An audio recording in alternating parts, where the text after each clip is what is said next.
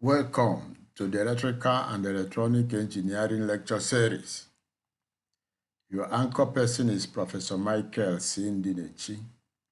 Our topic today is Module 050, Schmitt Trigger, Principles and Applications. Please follow me in the Engineering Lecture Series by subscribing to my YouTube channel at https://youtube.com/@ndinechimichael.c. Like, share, and drop your comments in the comment section or reach out to me using my email addresses. You can also listen to related lectures using the link stated, or you can go to my YouTube channel, Engineering Lecture Series, and look up my earlier lectures on oscillators, feedback oscillators, relaxation oscillators, bistable multivibrators. All these lectures will help you to understand this current topic, which is Schmitt triggers. You can also visit Ebony Educational Consult website at www.ebonyeducationalconsult.com for more engineering lectures. We're looking at Schmitt trigger circuits today. In our previous lectures, when we talked about oscillators, we made it clear that they have different applications, but all of them are geared towards producing rectangular or square wave forms, which are highly needed in the operation of sequential digital circuits.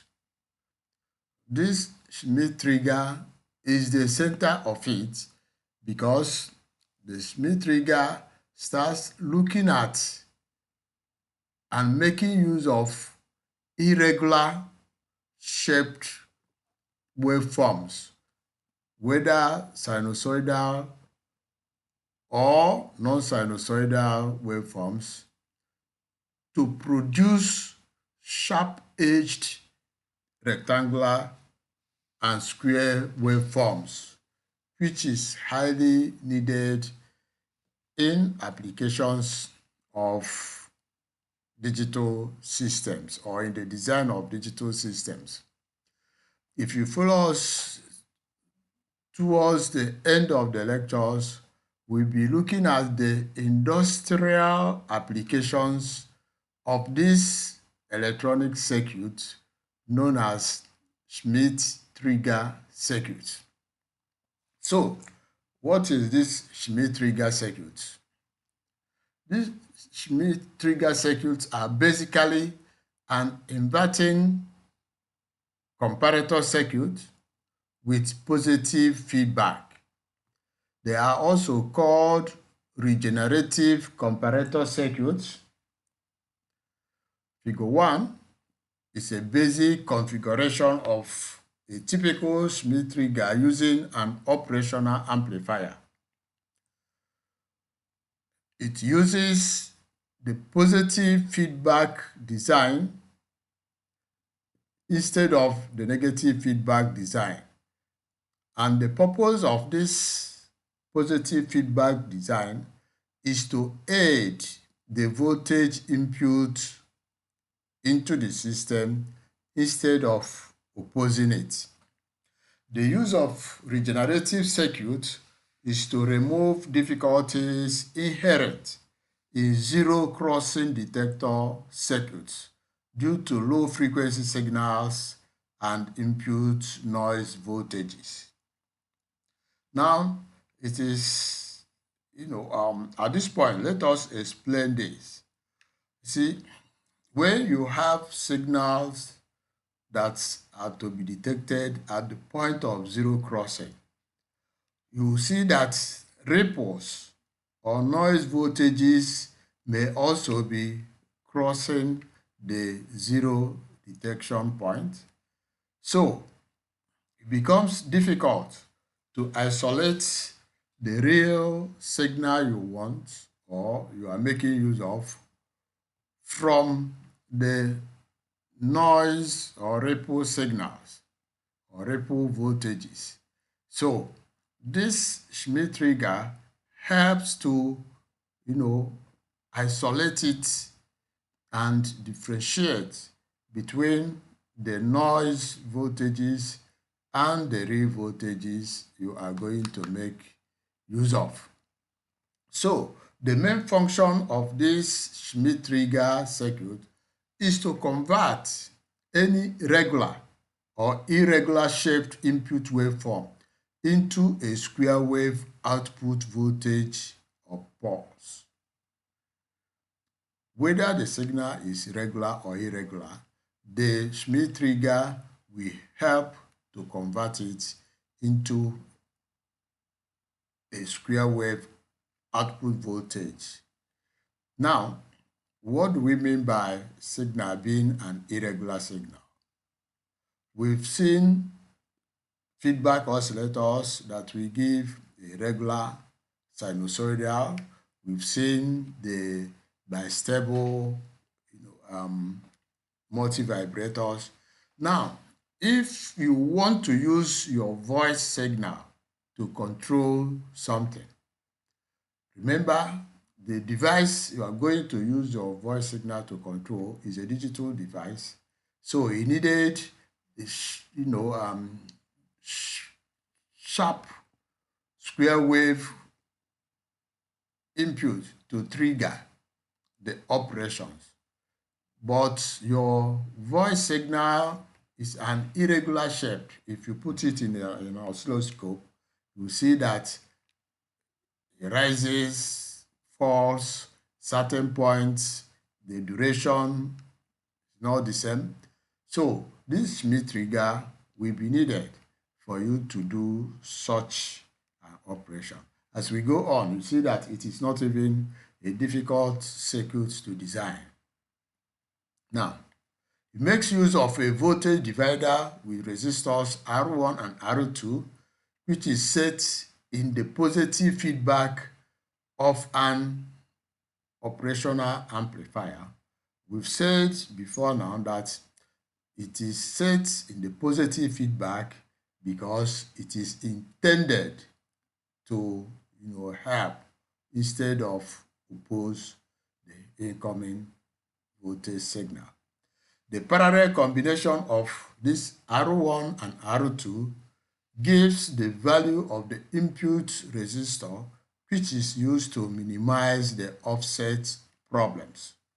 If you subscribe to my channel, we are going to have lectures on operational amplifiers.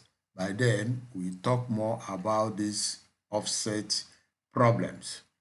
The voltage across R1 is fed back to the non-inverting input. We said when you have your operational amplifier, you normally have two inputs that are called the inverting and non-inverting, which is plus for non-inverting and minus sign for the inverting input. Now, this is typically the circuit of the Schmitt trigger.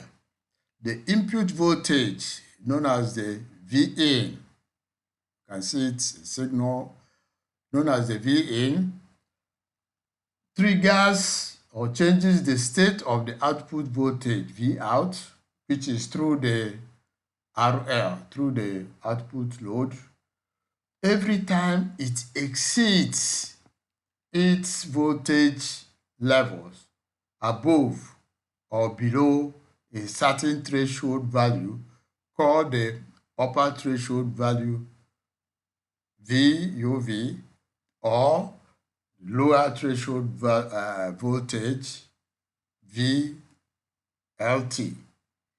So if you set that threshold, the upper and the lower, anytime the signal crosses that threshold, something happens. So we will come down to it.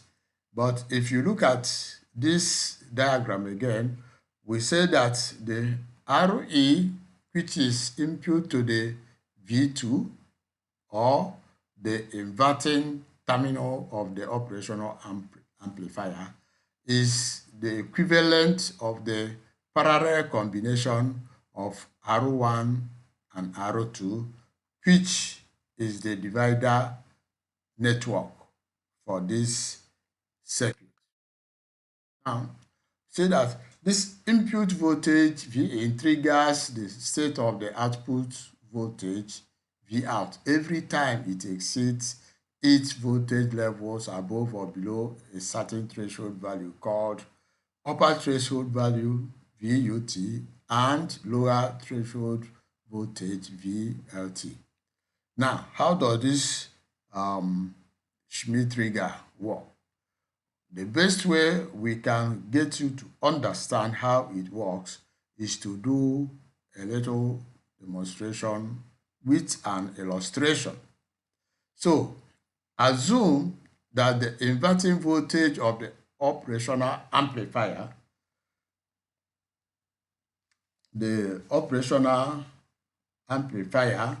in the circuit we have seen. Let's look at that circuit again. So in this circuit, assume the operational, the inverting input, which is the minus sign there, inverting input voltage of the operational amplifier has a slight positive value that is above the input from the V1. This will cause a negative value in the output. Assuming VA, it causes a negative value at the output. This negative voltage is fed back through R1 to the non-inverting terminal, the plus terminal of the operational amplifier, through the voltage divider network R1, R2. Now, this makes the value of the negative voltage that is fed back to the positive input terminal to become higher than the Vin, which is coming in through the inverting terminal.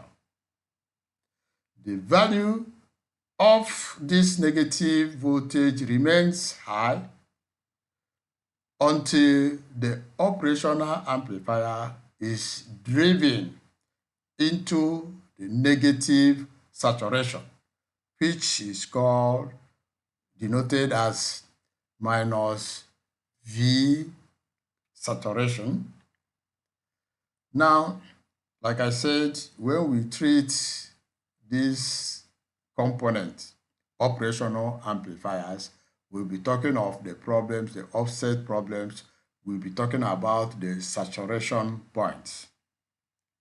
Then again, if we assume that the inverting input voltage has a slight negative value, then the whole system, like before, a positive value will appear in the output. This positive value will be still fed back through the divider network R1, R2 to the non-inverting terminal, which is the positive terminal marked V1 in the circuit. Therefore, this value of positive voltage that is fed back to the positive terminal becomes higher and remains so until the circuit is driven into positive saturation, which we call plus V saturation. This operation is as shown in Fig 2. So this is what we have, explained. So let's look at what we say in Fig 2. Now, what we are explaining is just this. Let's assume the sinusoidal wave, in this case, is a regular shaped waveform. Shown in blue up is the input voltage. Now, you have the two threshold points, the upper threshold and the lower threshold, known as the VUT and VLT. Now, at the point where that signal crosses the upper threshold, there is the operational amplifier is driven into positive saturation and it cuts. When it cuts, it drops. You see that, trailing edge of the pulse down, then remains there until the signal crosses the lower threshold, which is VLT. When it crosses it, the output rises to saturation point, which is V plus V saturation, and remains there until it crosses the upper threshold again, it drops.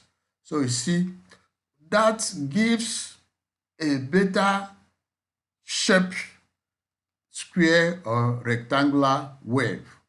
At the point where the input signal crosses the upper and the lower threshold. Remember, these thresholds are left for you to set. So if this signal is an irregular signal, you see that it doesn't matter the point where it is. It crosses the upper threshold and the lower threshold, you'll be able to get a square wave or rectangular wave at the output. Now, if this signal, the input signal, is a voice signal that doesn't have, constant frequency of operation, then you can bring your thresholds closer to the center so that a small variation in the signal can be captured when it crosses the upper threshold and the lower threshold, thereby producing a very fine square or rectangular output. So you see, this signal is this Schmitt trigger is very good in using to do control when the signal is an irregular one. If you compare it with what we have been talking about, monostable, when only one state is stable, the other one is not, and has to, either be operated by a fine pulse that serves as trigger. But in this one, any signal, no matter the shape, can be used to generate an output, which is a triangular or a square output that can now be used to control your sequential circuit. So you see why it is important that you understand how the Schmitt trigger works. This Schmitt trigger also possesses some kind of hysteresis properties. In one of my former lectures, I have, treated hysteresis very well. So I'd like you to, go back to that lecture, see what hysteresis is all about. But then, in this circuit of Schmitt trigger, we say that deadband hysteresis condition can occur in the output of a Schmitt trigger since it operates from comparators with positive feedback. Now, by deadband hysteresis, we mean that if you set your conditions, the point at which your condition is exceeded, the output becomes a sharp output. So it makes sure that it's confined within the circle of the limits you set, that nothing happens outside the limit you set.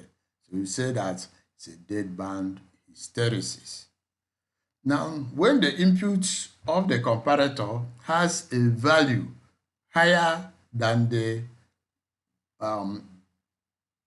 upper threshold voltage, its output switches from plus or the positive V saturation to negative V saturation and reverts back to its original state, positive saturation, when the input goes below the lower threshold voltage. This we have illustrated in Fig 3.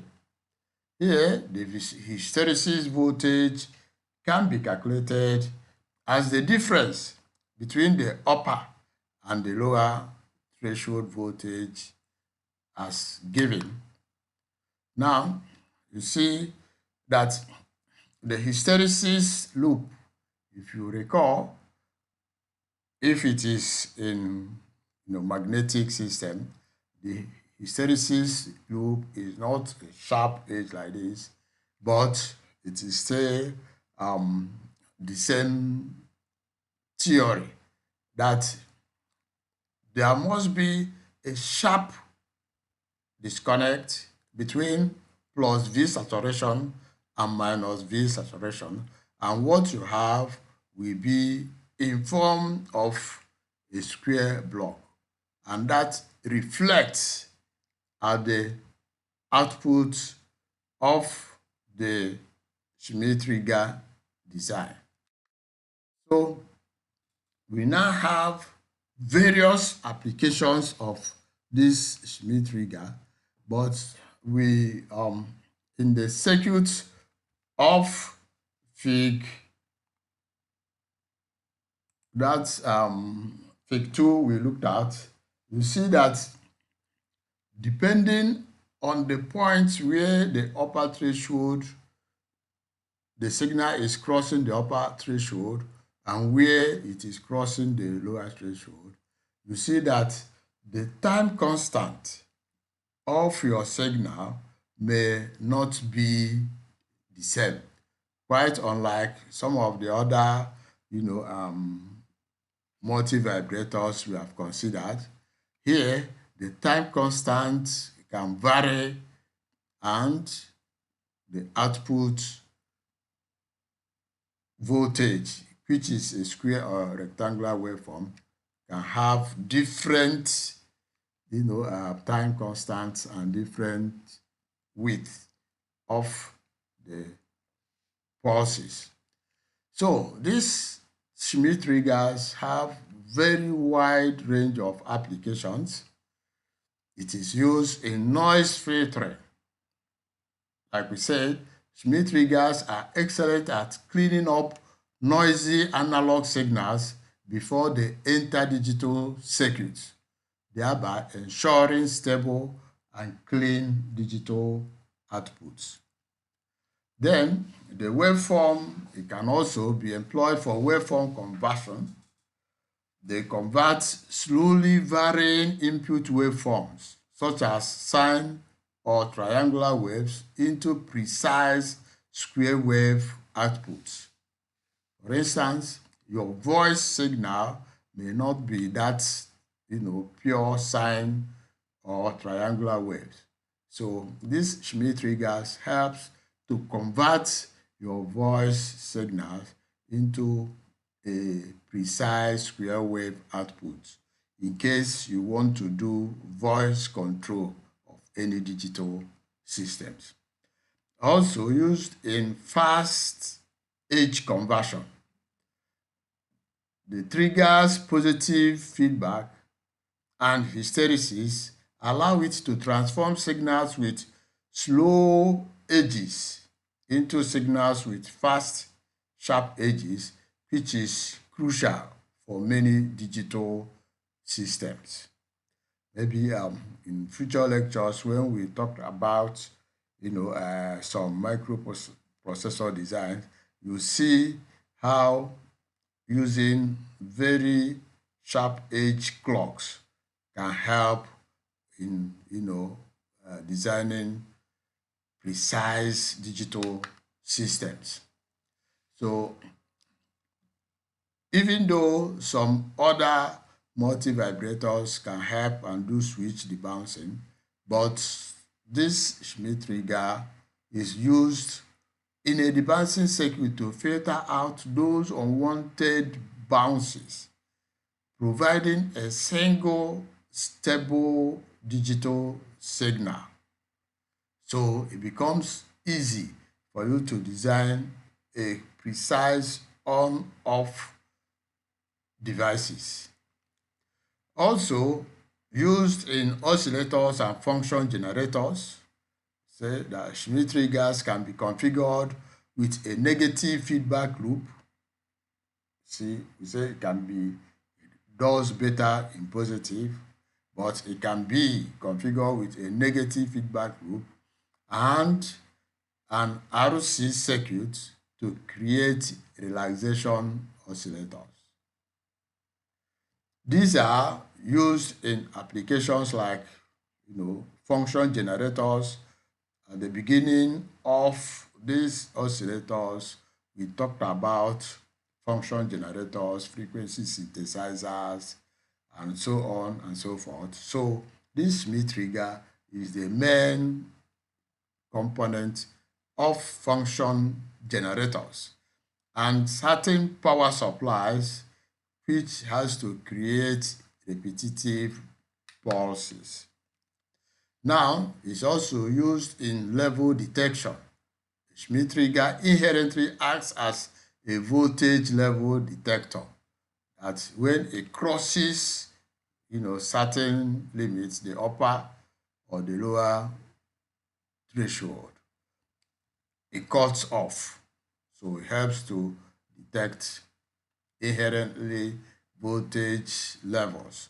It detects when an input voltage crosses specific upper and lower threshold levels, which we saw as hysteresis, thereby providing a stable output that reliably switches between its high and low states.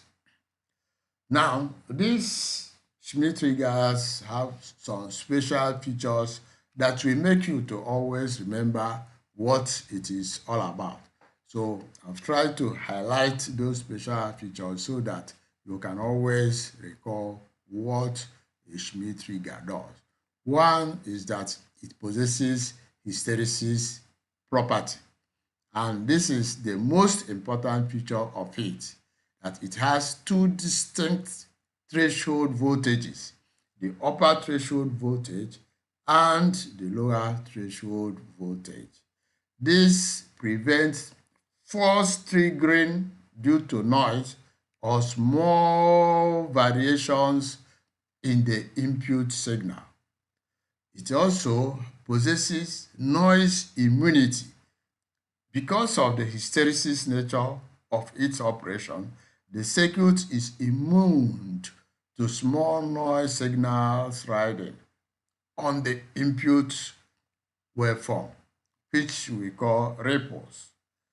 So it is also used in, has good features in waveform shaping. It converts a slowly varying analog signal into a sharp digital pulse square wave.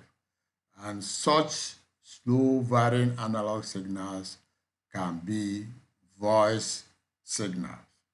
It's useful in signal conditioning for digital systems.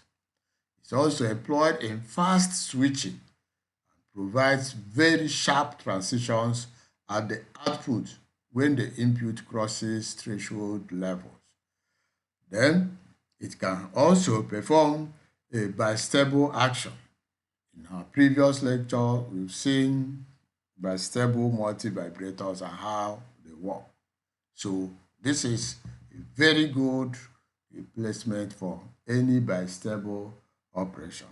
And say that here the output has only two stable states. It is either is high or low, thereby making it very reliable for digital circuits.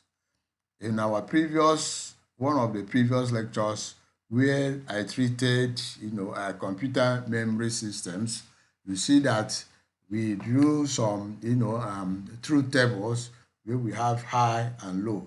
So it has a distinct transition from high to low values and vice versa. So there is no, in between, thereby making them very reliable for digital circuits. Also possesses some form of symmetry. And in many designs, the thresholds are symmetrical about zero. We've seen it, the upper threshold, the lower threshold are symmetrical about the center, thereby making it useful in alternative current signal conditioning. Now, what are the industrial applications of this Schmitt trigger? The first one is waveform converters. It converts sine waves, triangular waves, or noisy signals into clean square waves for digital systems. The bouncing circuits used in switch debouncing. Most of the time, press your computer keyboards because there is a spring there. You may, send multiple signals, but this Schmitt trigger helps that switches on your keyboard to send one signal once until you press it again. Also used for signal conditioning in any and every analog to digital converters by ensuring that analog signals crossing reference points produce clean digital transitions for analog to digital converters, ADCs. So it is also employed and can be used to replace the relaxation oscillators we've talked about and used for waveform generators due to its switching behavior. It is also used in pulse shaping in the industries where you use it in communication systems and digital logic circuits to reshape and restore degraded signals.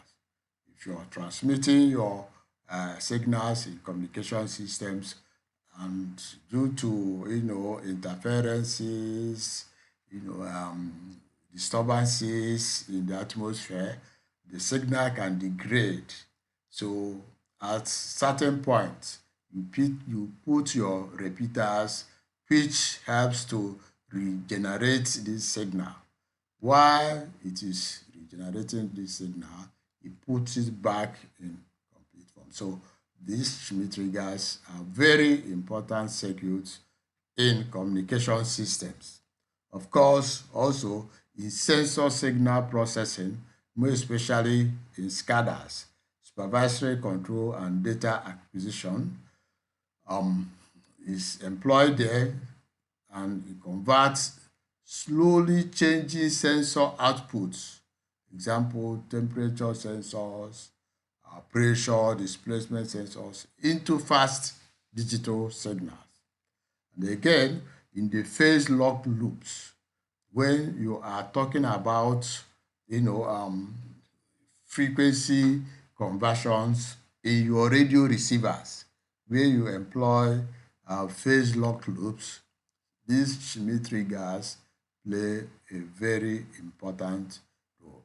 And of course, used in industrial control systems to provide reliable digital triggering in noisy environments. For instance, in your automations, robotics, and motor controls.